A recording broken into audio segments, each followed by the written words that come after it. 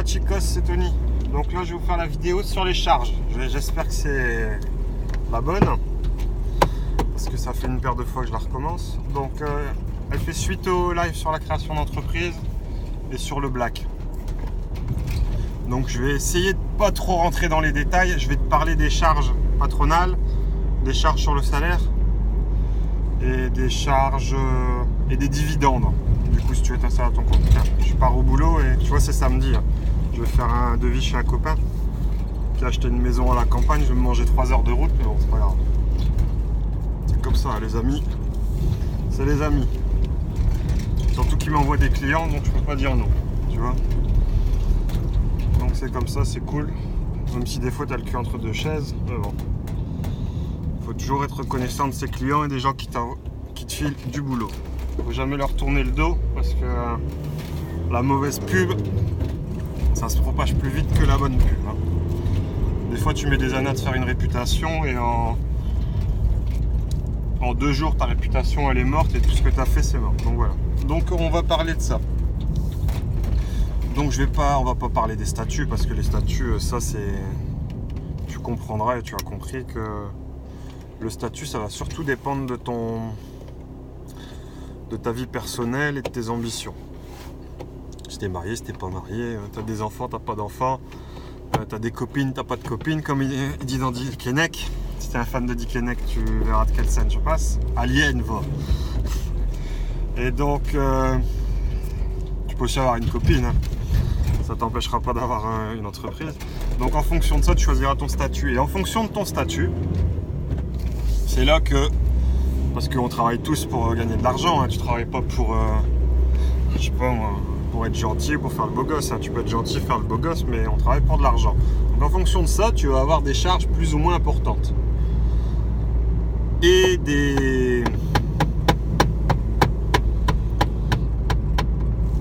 tu vas cotiser plus ou moins importante et donc tu auras plus ou moins de retour en fonction de ça. Donc ce qu'il faut savoir, le moins cher c'est l'auto-entreprise, hein. C'est 25% à peu près quand tu es dans le bâtiment. Donc en fonction de ça, t'es pas très bien couvert, mais bon, pour commencer ça peut être pas trop mal. Ça, je vais pas rentrer dans les détails. Tu verras ça avec ton comptable ou nous, sur la région lilloise, il y a la BGE, ils aident à la création d'entreprise. Même si tu es au chômage ou pas au chômage, tu peux aller les voir. Ils ont des subventions de la région, donc il y a plein de trucs comme ça. BGE dans le Nord, hein, ça s'appelle. Donc tu verras. Si tu es à Lyon, à Paris, à Marseille, je sais pas où, à Nouméa, parce que j'ai vu que j'avais un abonné en Nouvelle-Calédonie. Je lui passe le bonjour, hein, je sais pas c'est qui, mais bon, si c'est toi, tu peux me laisser un message. J'ai toujours plaisir de voir qu'il y a des gens qui nous regardent à l'autre bout du monde. Et donc, je sais plus où j'en étais. Donc il y a plein d'associations comme ça qui aident les créateurs d'entreprises et eux ils seront super bien te répondre mieux que moi sur quel statut adapté par rapport à ce que tu veux faire. Donc en gros, tu vois, ton entreprise c'est 25% de charge sur ton salaire. Donc si tu prends 1000 euros, dans les 1000 euros que tu as pris, toi tu vas devoir payer 250 euros. Donc tu déduiras de tes 1000 euros 250 euros. Tu déduis, hein, faut faire attention. Par contre, quand tu es auto-entrepreneur, tu peux pas déduire tes charges d'exploitation et tes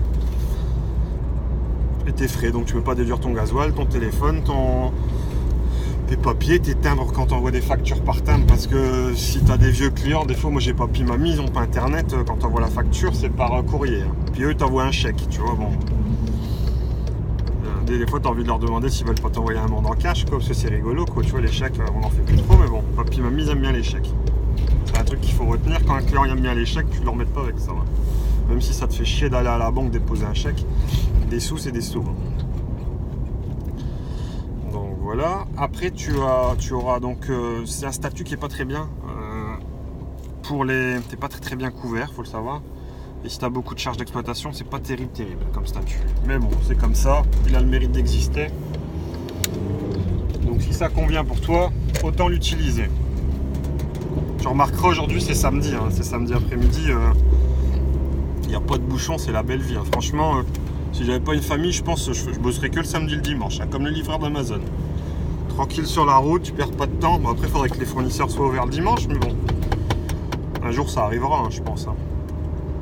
Ça arrivera, j'espère. Parce que des fois le samedi et le dimanche c'est un petit peu la galère pour avoir du matos. Mais bon, c'est comme ça.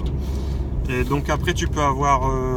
après tu as le RSI. Moi je suis au RSI et avant j'étais au régime général. Je t'expliquerai ça vite fait après. Donc le RSI c'est 48% en plus de ton salaire. Tu déduis pas. Donc si tu prends 1000 euros, tu mets 1000 euros dans ta poche, tu t'enlèves pas 48%. C'est en plus tu dois 48 à 50%. Donc ce qui veut dire que dans ton entreprise, tu auras pris 1000 euros, ton entreprise elle leur devra 500 euros. Donc ça c'est en plus. Donc tu vois le RSI ça protège quand t'es... Enfin c'est le RSI, non c'est les URSSAF. Hein. Ça protège un petit peu mieux que l'autre entreprise parce que les barèmes ils sont un petit peu mieux. C'est pour ça que c'est un petit peu plus cher. Également. Donc c'est pas trop mal. C'est un petit peu compliqué à gérer des fois, mais c'est pas... Enfin c'est compliqué à gérer si tu comprends pas les tenants et les aboutissants et si tu sais pas comment ça fonctionne. En gros, les RSI, je vais te donner l'astuce et le truc qu'il faut tout le temps faire. La première année, tu liquides tes charges. La deuxième année, tu liquides les charges. Et la troisième année, ils te font un prévisionnel sur la deuxième année et tu payes après, tu es à peu près au réel. Parce que sinon, si la première année, tu payes un truc, en gros, ils vont venir te récupérer la deuxième et la troisième année, ta première année. Et si tu as oublié, ça peut vite te mettre dans la merde avec ta trésorerie. Donc, tu liquides direct la première année. Tu liquides tes charges, tu es tranquille. C'est un copain à moi qui me l'a dit de faire ça. Mon père, il me l'avait pas dit. Donc tu vois, pourtant mon père, il est au RSI, il l'a eu. Mon père, il a préféré payer la troisième année. Un pote à moi, il m'a dit non, tu les appelles, tu leur dis voilà, boum, boum, je voudrais tout de suite régulariser ma première année. Ils te font la régule direct. Eux, ils sont contents. Hein. Tu vois, c'est mon pote, il m'envoie un message pour dire que je peux être là à 14h et il est 13h30. Du coup, j'aurai le temps d'aller boire un café chez lui.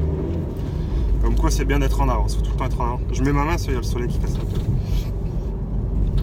Donc tu vois, tu peux faire ça, comment dire, tu peux régulariser, le RSI c'est ça.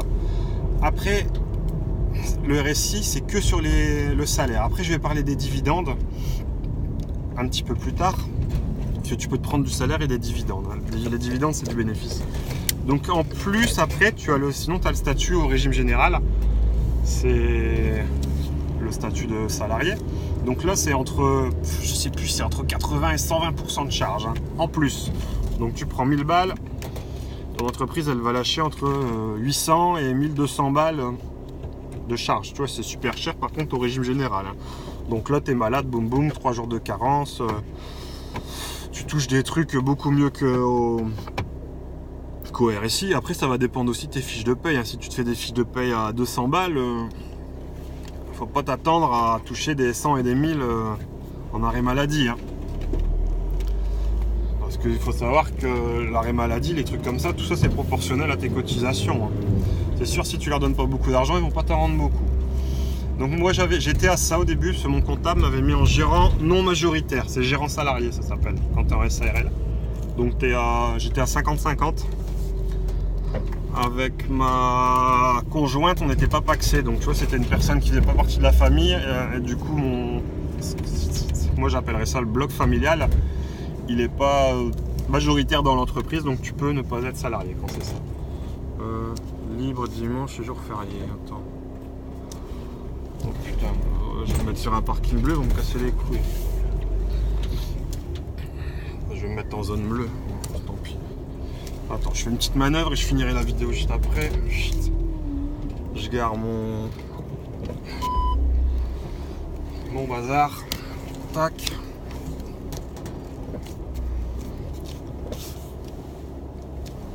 Ouais, là c'est le transporteur, il se garde pas tout seul. Tu vois, il fait pip pip pip. Il fait un peu galérer. Le caddie, j'ai pris l'option parking, j'appuie sur le bouton, j'ai juste à faire le volant comme ça, super pratique. Donc voilà. Attends, tais-toi.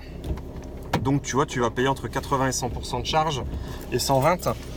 Et en plus, avec, tu as des visites médicales, des visites médicales en plus. Et au niveau du gérant, quand tu es salarié, c'est pénible parce que tu dois aller faire une visite en tant que salarié et en tant que gérant où ils vont t'expliquer ce que tu dois faire pour tes salariés. Donc en gros, tu vois, moi j'avais été... j'ouvre un truc et il y a un corbeau ou je sais pas quoi, il fait du bruit, il casse la tête. Et donc tu vois, en fonction de ça, on m'avait demandé du... J'ai dû aller 2 fois et il t'explique qu'il faut que tu mettes les notices dans dans toutes les machines, que tu fasses un plan de sécurité au cas où tu te blesses, tu te coupes un doigt et tout. Donc t'imagines, tu fais des trucs pour toi-même.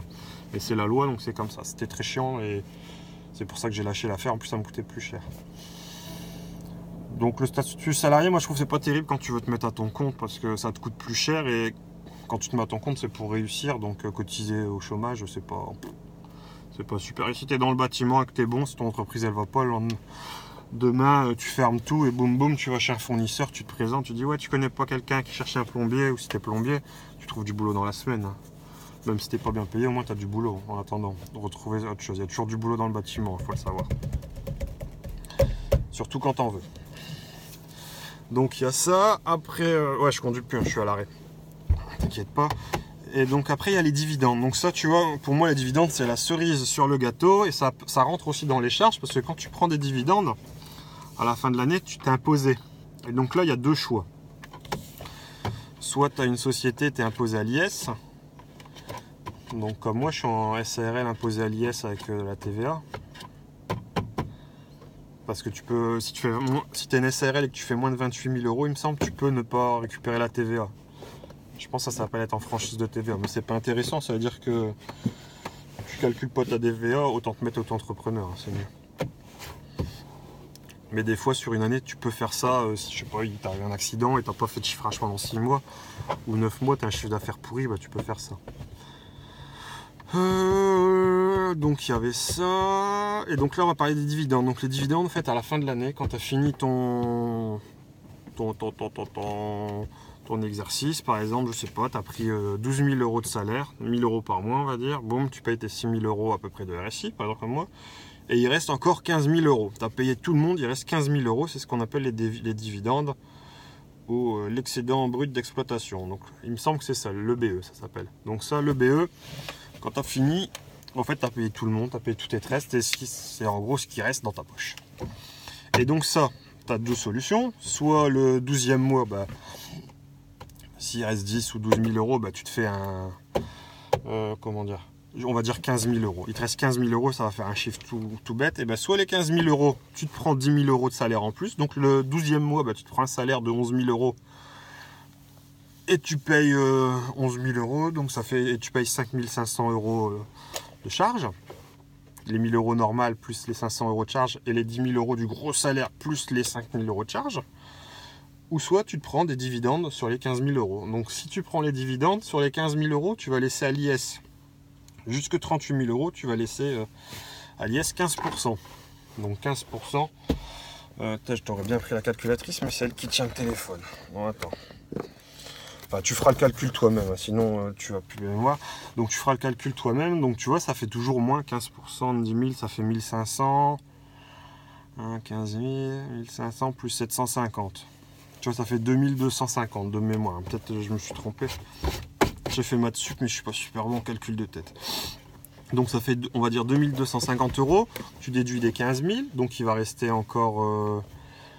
à peu près 12 500 euros. Donc soit ces 12 500 euros, tu les laisses dans la société, tu te dis, oh, moi je vais acheter un fourgon. Donc tu fais 3 années comme ça, boum boum, tu vois, tu as 3 fois 12 500 euros, tu peux aller chercher ton fourgon, tu le payes cash et tu es tranquille.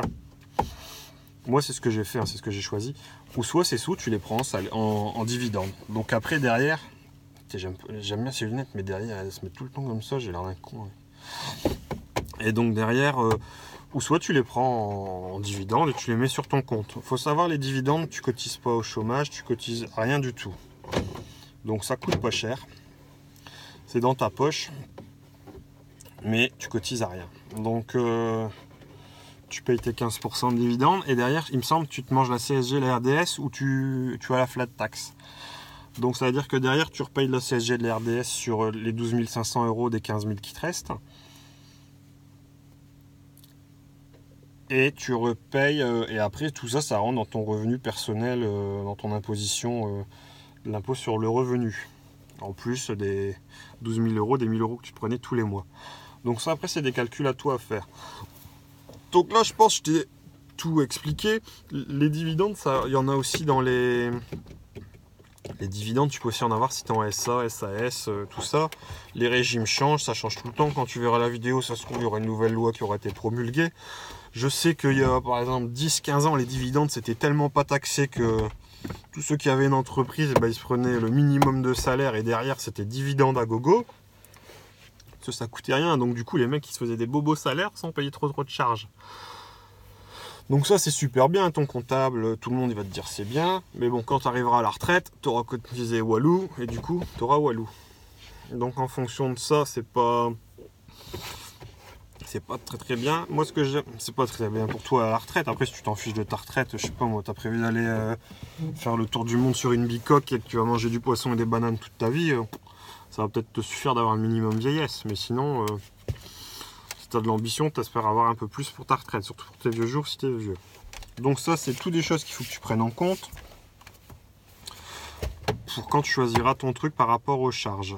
Il me semble j'ai tout dit. Oui, là il me semble j'ai tout dit. Je pense que cette prise elle est bien faite pour une fois, ça va être au moins la 15e fois que je la refais.